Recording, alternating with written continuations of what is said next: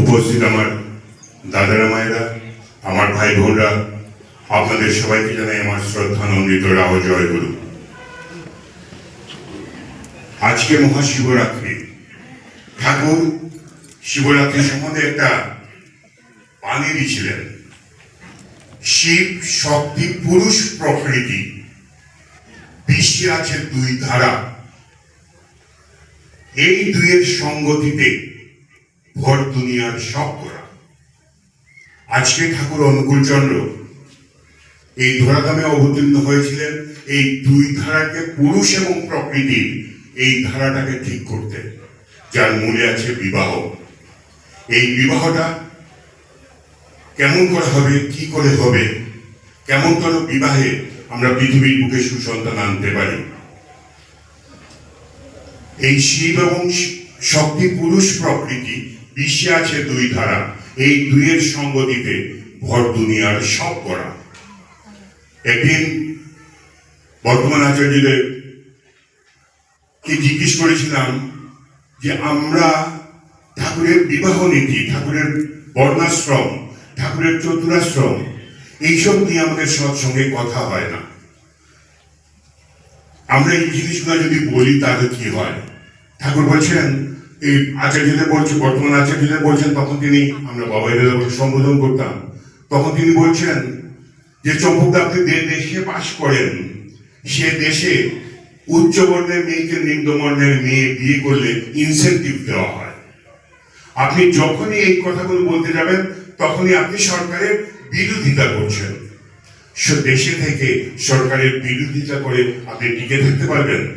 তার জন্য ঠাকুর বলেছিলেন, দীক্ষার সংখ্যা বাড়াও, দীক্ষিতের সংখ্যা বাড়াও, যাতে আইনসভায় আমাদের সংখ্যাগরিষ্ঠ লোক আমরা পাঠাতে পারি এবং সেটাকে আইনে রূপান্তরিত করতে পারি। তখন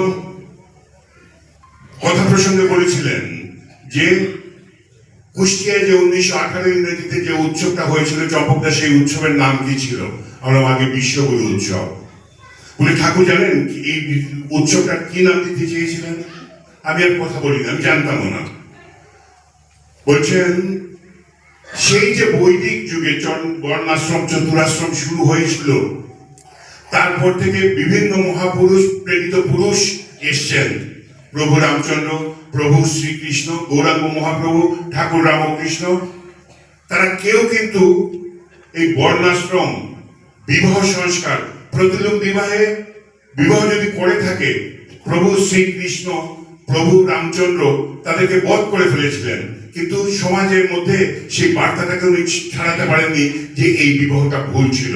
যেমন বালিকে বধ করেছিলেন, বালিকে বধ করার পর জিজ্ঞেস করা হলো, বালিকে আপনি মানলেন কেন? বলে, ছোট ভাইয়ের সুগ্রীবের বউকে বালি জোর করে হরণ করে নিয়ে এসছে, তার সন্তান যদি পৃথিবীর বুকে জন্মায় তাহলে সেটা সমাজের পক্ষে ক্ষতিকারক হবে, তার জন্য আমি বালিকে বধ করেছি। কিন্তু এই ঘটনাটা অনেকে জানি না। এটা লোক, আমরা সবাই জানি সুগ্রীবের বউকে হরণ করার জন্য বালিকে বধ করেছিলেন।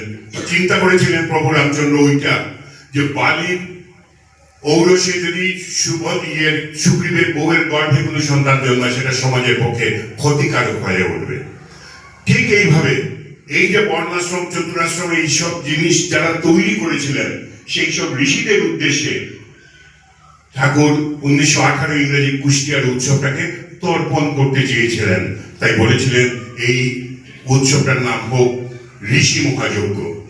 যেসব ঋষিরা তৈরি করেছিলেন তাদের উদ্দেশ্যে এই উৎসবটা অর্পণ করা হোক।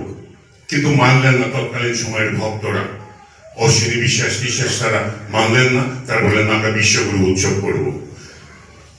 ঠাকুরের এর আগের যেসব, আজকে যেসব অনুলোম বিবাহ, প্রতিলোম বিবাহ, সবর্ণের বিবাহ, এইসব কথা যে একটা সংস্কার, যে আমরা কথাগুলো আমাদের মধ্যে আসছে, এটা ঠাকুর অনুকূলচন্দ্রের জন্য। এবং এই বিবাহ যদি আমরা ঠিক করে না করতে পারি, তাহলে অদূর ভবিষ্যতে কি ফল আমাদের ভারতবর্ষে দিতে হবে, শুধু ভারতবর্ষের নয়, সম্পূর্ণ পৃথিবী জোড়া যে কি দুঃসহ পরিণতির সম্মুখীন আমাদের হতে হবে, তা নিয়ে কিন্তু ভাবার বিষয়। যাই হোক, আমার পূর্ববর্তী বক্তা ভারতী প্রতিম কাজে একটা কথা বলেছিলেন যে ঠাকুরকে আত্মীকৃত করব। একদিন ঠাকুর একটা চিঠি লেখাচ্ছিলেন তার ভাইপোর কাছে। চিঠিটা লিখছিলেন প্রফুল্ল কুমার দাসদা। প্রফুল্ল কুমার দাসদার চিঠিটা লেখার পর ঠাকুর বললেন যে আমি সই করে দিই। ঠাকুর শুধু লিখলেন, তার চিঠির মধ্যে পাবেন আপনারা, তার চিঠি যে বইটা ওই বইটার মধ্যে পাবেন। ঠাকুর শুধু লিখলেন দিনও আমি। হাত কাঁপতো তখন। লিখে প্রফুল্লদাকে বললেন তুই চিঠিটা ভাঁজ কর। চিঠিটা ভাঁজ করা দেখে ঠাকুর বলছেন এই প্রফুল্ল প্রফুল্ল আমাকে দে, আমাকে দে। ঠাকুর নিখুঁত ভাবে চিঠিটা ভাঁজ করে প্রফুল্লদাকে জিজ্ঞেস করলেন, প্রফুল্ল তোর ভাঁজটা সুন্দর হচ্ছিল না আমারটা সুন্দর হলো? বলে ঠাকুর আপনারটা সুন্দর হলো।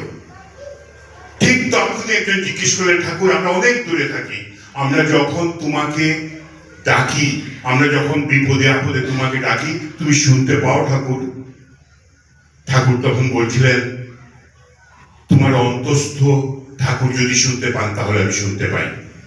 তখন প্রফুল্লদা জিজ্ঞেস করলেন যে অন্তস্থ ঠাকুর কি করে শুনবেন? ঠাকুর বললেন ওই যে প্রতিটা কর্ম, যেটা কাজু বলল যে প্রতিটা কর্ম আমি করছি, আমি করছি। এক্ষুনি যদি আচার্য, আমি আপনাদেরকে এই কথাটা বারবার বলছি, আপনারা রান্না করছেন, ঠিক তখন ভাবেন যে আমার পাশে যদি এখন এসে আচার্যদেব দাঁড়ান তাহলে কি কোনো অসঙ্গতি তার চোখে নজর পড়বে? আমি যখন কিছু করছি, কোনো কর্ম করছি, তখন যদি ভাবি যে আমি এই কর্মটা শেষ হওয়ার পর আচার্যদেব এসে দেখে আমার কোনো খুঁত বের করতে পারবেন না তো, তাহলে আমি আমার অন্তরস্থ ঠাকুরকে জাগিয়ে রাখতে পারলাম। ওইটাই আমি আত্মীকৃত করলাম, ঠাকুরকে আমি আমার মধ্যে জাগিয়ে রাখলাম। আর আমার মধ্যে যদি ঠাকুরকে জাগিয়ে রাখি তাহলে আমি ১,৫০০ কিলোমিটার দূরে থাকলেও আমি ঠাকুরের কাছে, আচার্যদেবের কাছে নিবেদন করলে সেটা তার সঙ্গে পৌঁছাবে, তার কাছে গিয়ে পৌঁছাবে। গত বছর এমন দিনে, গত রবিবার এমন দিনে আমরা মেতে ছিলাম। আমাদের সম্পূর্ণ উৎসবটা প্রথমে আমাদের আচার্যদেবের নির্দেশে আমাদের প্যান্ডেলটা পেছনে হওয়ায় ৩ নম্বর তলা আনন্দবাজার হয়। এবার কেউ বলতে পারবেন না আমাকে আধা ঘন্টা ১ ঘন্টা লাইনে দাঁড়াতে হয়েছে। সবাই ১৫ থেকে ২০ মিনিটের ভেতরে আনন্দবাজার প্রসাদ নিয়ে চলে আসতে পেরেছেন। প্যান্ডেলটা ওইখানে হয়, আমাদের এত লোক হয়েছে, তাও কিন্তু মনে হয়েছে যে আরো লোক আমরা প্রবেশ করতে পারত, ফাঁকা ছিল। তাছাড়া এই সমস্ত কিছুর ঊর্ধ্বে আমাদের এই উৎসবটাকে একদম তার নিজ গুণে পূজনীয় অবিন্দাদা যে লোকগুলিকে পাঠিয়েছিলেন গত রোববার ঠিক এমন সময় ওদের ফাংশন শুরু হয়ে গেছিল। আমরা হই হুল্লোড় করছিলাম। সম্পূর্ণ উৎসবটা একদম প্রসেশন থেকে আরম্ভ করে পরের ঈদের দিন উৎসবের শেষ গান পর্যন্ত আমরা প্রচন্ড ভাবে উপভোগ করলাম। এবং শেষ অনুষ্ঠানে মুকুট লাগিয়ে দিলেন পূজনীয় অবিন্দাদা। তিনি দয়া করে দেওঘরের এই ছেলেদেরকে পাঠিয়েছিলেন বলে আমরা এত সুন্দর একটা প্রোগ্রাম উপভোগ করতে পারলাম। আপনারা প্রত্যক্ষ এবং পরোক্ষ ভাবে প্রচন্ড সাহায্য সহযোগিতা করেছিলেন।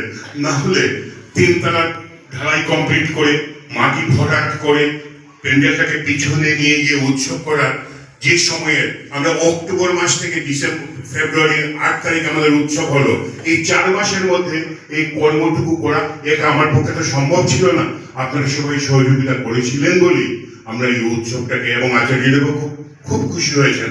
এখান থেকে যারা এসেছিল দেখে ওরা গিয়ে যে নিবেদন তারা জিজ্ঞেস করেছেন, সমস্ত কিছু শুনে খুব আনন্দিত হয়েছেন। এর কৃতিত্ব শুধু শিলচর শহরবাসীরা, আপনারা যারা প্রত্যক্ষ এবং পরোক্ষ ভাবে আমাকে সাহায্য করেছিলেন। আপনারা সবাই ভালো থাকবেন। আজকে যারা এই সৎসঙ্গে বিশেষ কারণে সৎসঙ্গ দিচ্ছেন তাদের প্রত্যেকের মনস্কামনা পূর্ণ হোক। কেউ বা বিয়ের জন্য, কেউ বা তার জন্মদিন উপলক্ষে। আমিও সঙ্গে সামিল হয়েছি আমার বাবার স্মৃতি দিবস উপলক্ষে। তাছাড়া আমাদের একটা গুরু ভাই মিঠুলাল দাস তপবন্ধ করে থাকে, শুকনো মাছের ব্যবসা করে, কিন্তু স্বাস্থ্য ব্রতধারী। সে অসুস্থ, মেডিকেল কলেজে আছে। আমরা যারা, সেও আজকে এই সৎসঙ্গে পার্টিসিপেট করেছে। আমরা যারা রাত্রে আছি এখানে রাত্রেবেলা ঠাকুরের চরণে প্রার্থনা জানাবো যেন সে তাড়াতাড়ি সুস্থ হয়ে বাড়ি ফিরে আসে। আপনারা সবাই ভালো থাকবেন। পরম পিতার রাতুল চরণে এই প্রার্থনা আমার। জয় গুরু।